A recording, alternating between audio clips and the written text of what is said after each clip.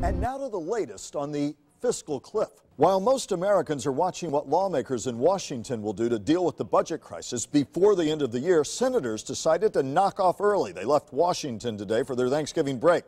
Stock markets around the world have financial jitters, and critics say lawmakers in D.C. are singing the same old song. We must not hold middle-class tax cuts hostage to tax cuts for the wealthiest Americans. Getting into the specifics of that at this point would not be conducive to trying to come to an agreement with the White House. But good news, perhaps tomorrow congressional leaders from both parties will head down Pennsylvania Avenue to meet with the president.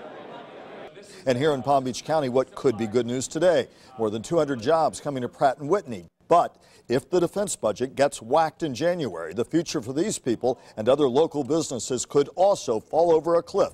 News Channel 5's Dan Corcoran takes a look. With the positive news coming out of Pratt Whitney today, some in the surrounding communities are wondering what the economic impact will be for them. They're also wondering about something called the fiscal cliff. It's prime rib night at Di Stefano's Italian restaurant in Indiantown.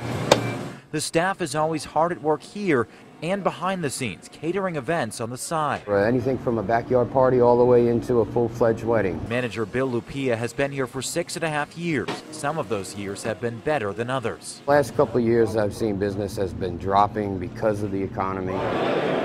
Today, some potentially positive news from a few miles down the Beeline Highway as aircraft engine manufacturer Pratt Whitney announced an expansion, an estimated 230 new jobs on the way to the area. A very different economic outlook in our nation's capital, as all attention is on the fiscal cliff, the more than $500 billion in tax increases and across-the-board spending cuts set to take effect after January 1st. In Washington, what they ought to be doing, everything they ought to be focused on, is how are they going to help us get more jobs in America. Governor Rick Scott was on hand at the Pratt Whitney event. The company has relied on contracts for U.S. military aviation equipment in the past.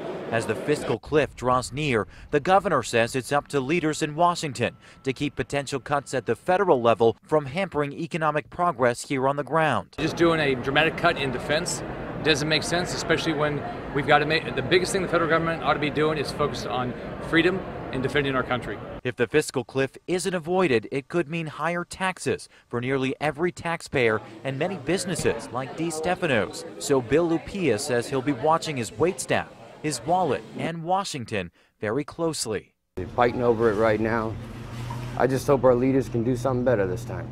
So locals still don't know what the exact economic impact will be. They just hope it's positive, and they hope it happens soon. Reporting in Jupiter tonight, I'm Dan Corcoran, WPTV News Channel 5.